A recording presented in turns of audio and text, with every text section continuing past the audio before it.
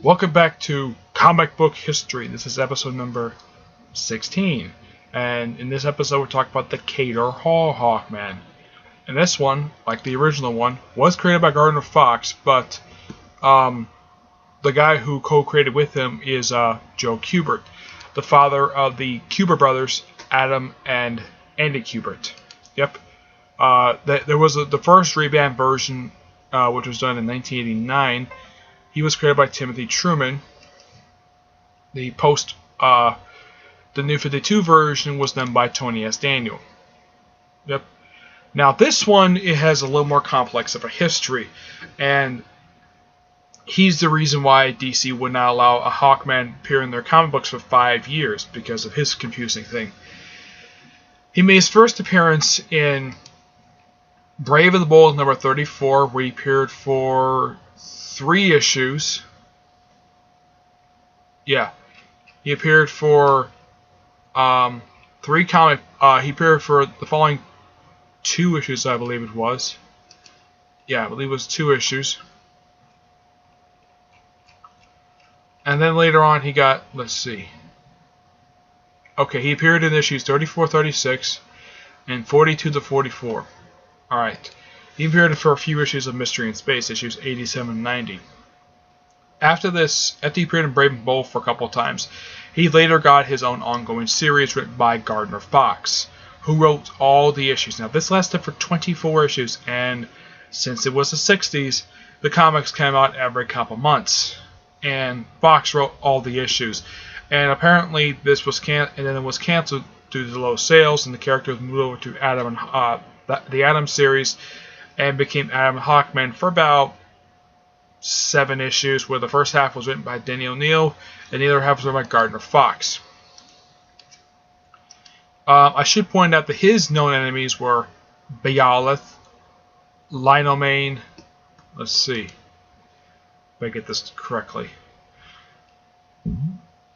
Excuse me. His enemies were the Raven, the second one, anyways. Hydas, Kandra Rowe, Beowulf, obviously, Mattermaster, Shadow Thief, Cord Cossack, Mohawks, IQ, Shock, Wingers, CAW, Falthall, Boris Baron, The Strike, Toy Boy, Linomane, The Falcon, Copperhead, Queen Ellie of the Infinite Empire, Golden Eagle did not first, Ruthville, Fadeaway Man, Blackfire was also an enemy of his, Valador, Darkwing, Tigress, White Dragon, Ratchet, Count Vampire, Count Viper, Airstrike, and that's it. Yep, those were all his bad guys. And he did have his own Hawk Girl, who pretty much kind of functioned the same way as the original Hawk Girl, but this one actually was a little more involved in adventures. And the thing with this Hawkman was he was also the third person to join the Justice League after they first formed in the 1960s. Yeah, he joined right after the Atom joined. And it's this one who's usually, at this point, depicted as the Atom's best friend, despite the fact post-crisis they changed it to Carter Hall. Oh, and when he was on Earth, because this one's an alien, he's a Thanagarian cop, and he just happened to be on Earth, and he has his own spaceship. He goes back to Thanagar whenever he felt like it. He operated at Midway City, and he had the alias of Carter Hall. And his, girlfriend, Hawk Girl, was known as Shira Thal, but her alias was Shira Hall. Yep. They operated as a husband-wife duo who operated out of Midway City. And they were posed as archaeologists at the Midway Museum, which they did revisit this concept of the Hawkman during Convergence. Yeah, they revisited him where apparently their identities became publicly known. Yep. And they fought many enemies. And then after the I Am Hawkman series was canceled, they popped up in a few books as a spotlight feature, pages of like Action Comics, World's Finest, Detective, Showcase, and then in the 1980s they briefly got back in an ongoing series, which was the last time featuring this version of Hawkman, And this series lasted for 17 issues, but it was released monthly, not bi-monthly. And it started with a special written entirely by Tony Isabella. It was a pretty interesting series. And about partway through the series, they reformed Gentleman Ghost and they made him a supporting character in the book for the rest of the series. They even gave Gentleman Ghost a love interest, which was really cool. Nothing bad about the series. Excuse me. And then after the series got canceled, low sales, I guess DC is like, okay, let's just change him up a bit. Then comes Timothy Thrawn with his Hawkworld series, which completely revamped the character. And by the way, Bial was definitely involved in this one as well. He was involved with this one as well. He was a drug dealer. And Hawkshire basically was not known as Hawk Girl at this point. She was just a socialite. And I read the 3-issue miniseries, and I was blown away at how really good it was. Nothing bad about the series. It was really good. Apparently, the series sold so well, it later led to a 32-issue ongoing series, which also 3 annuals, where Zahn was brought back, and he wrote a good chunk of it with John Ostrander, the guy who basically created the Suicide Squad. Yeah, he worked on this book as well. Great series, and this was also in the series where this version of Hawkman actually met Kator Hall due to the fact he knocked him out and stole his costume. And also, by halfway through the comic, he changed his original costume to the sort of bluish costume he later sport in about the first half of his when the title was relaunched as Hawkman. And when the title ended, basically, apparently he was knocked unconscious, and the last issue says, "To be continued in Hawkman #1." Kind of a weird cliffhanger, but it did lead into that. And Ostrander was staying on as the writer. He basically was the writer of Hawkman for the first 6 issues and wrote the annual. The only reason why he did it was to wrap up all the loose ends from Hawkworld, and then later on it was to hand off to Keppenberg, who did issues 7 and 8. And then it was handed up to William Lester Lowe's, who wrote a good chunk of this. He did issues 9 to 17 and 19 to 27. 18 was written by the writer of Aquaman, Pat McGarth, I think his name is. Interesting series. Always under him, and of course William Lester Loebs, who apparently it's like any book in the early 90s he just had to be on. He was on the so few Justice League books, on Wonder Woman, even on Flash. So I guess like okay, fine. Then after that, then they hand off to a one-shot writer who apparently was just a actually the Aquaman writer did issue 28. 18 was actually done by Stephen T. Seagal, who was known to be a writer of Superman. So they brought in a Superman writer, okay. Then they brought in an Aquaman writer. Okay, then they brought in Pat McGriffith for a couple issues, which had Kator Hall.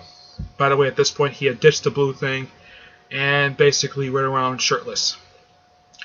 And he acted like the Golden Age Hawkman most for these last few issues. Bob Vandal Savage, in the last few issues, he had the book written by Christopher Priest. And it was a pretty good set of issues. I just recently read it today. For some strange reason, I have no idea why. If you just read this book and don't read Task Force, for some strange reason, they changed his costume to basically where he was. It's like, okay, you read the previous 30 issues, and then he gets this book, and then for some unexplained reason, he's wearing the Justice League Task Force costume. I am not kidding. This is something Christopher Priest did when he was running Task Force. Had all the characters except Martian Man to wear this weird shoulder pad, ugly costume. Yeah, and he wore this for the last 3 issues for a storyline called Prey. Oh yeah, in issue 26 and 27, he dealt with the whole Underworld Unleashed thing, and he also fought the Scarecrow during his storyline.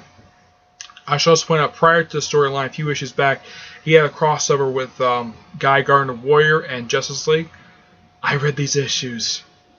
This storyline was so boring. Like, when I read these issues, like, I never thought I could be bored reading a Hawkman book.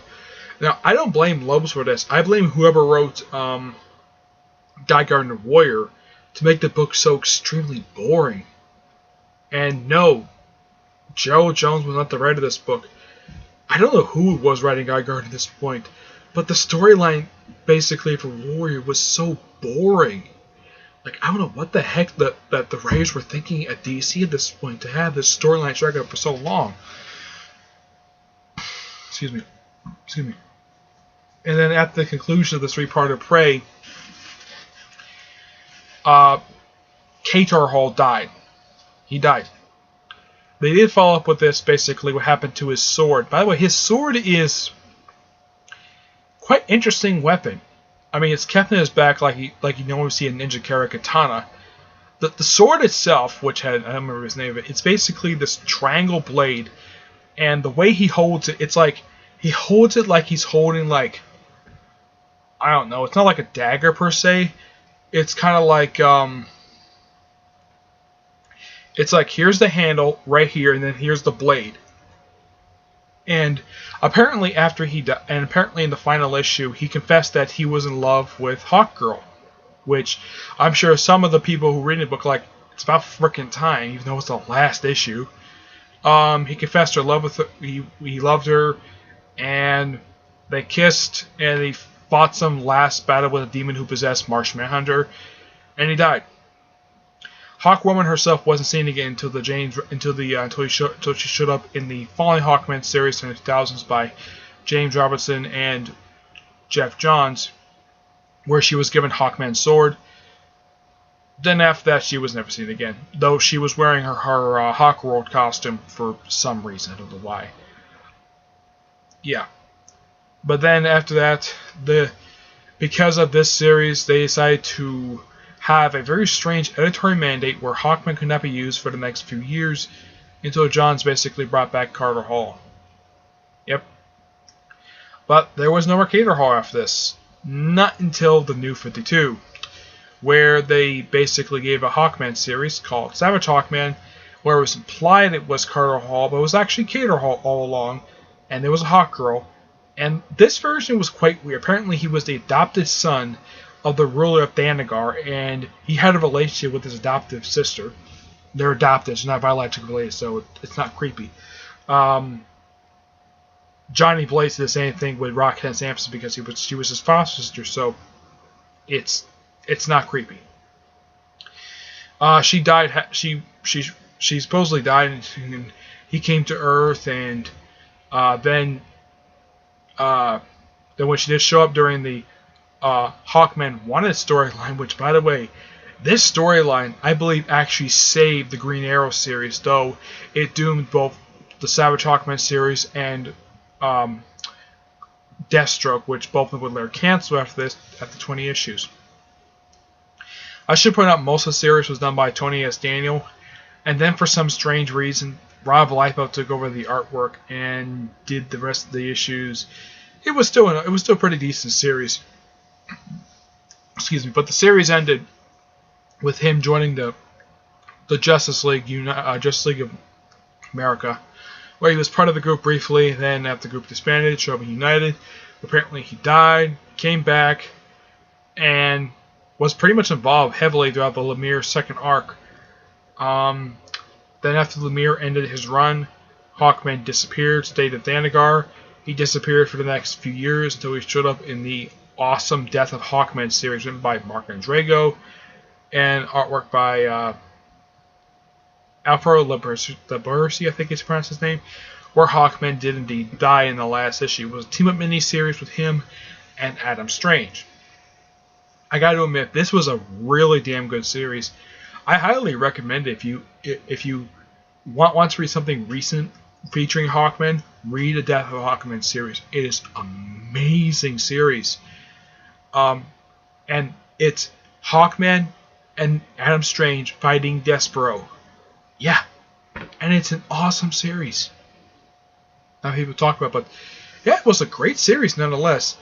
And that's the last thing to talk about when it comes to Kator Hall. Adam Strange did return in the Adam Strange Future Quest special, which followed up right after the events of Hawkman.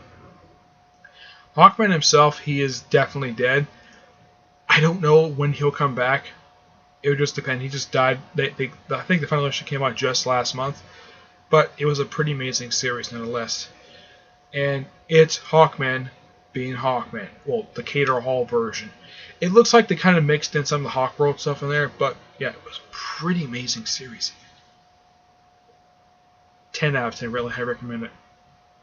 Okay, but that's really it for Hawkman.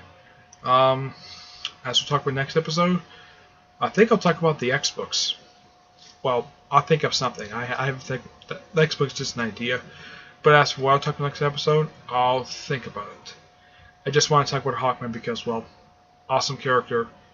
And, of course, he was featured recently in Legends of Tomorrow. And also because today I finished reading the Hawkman series. Yep.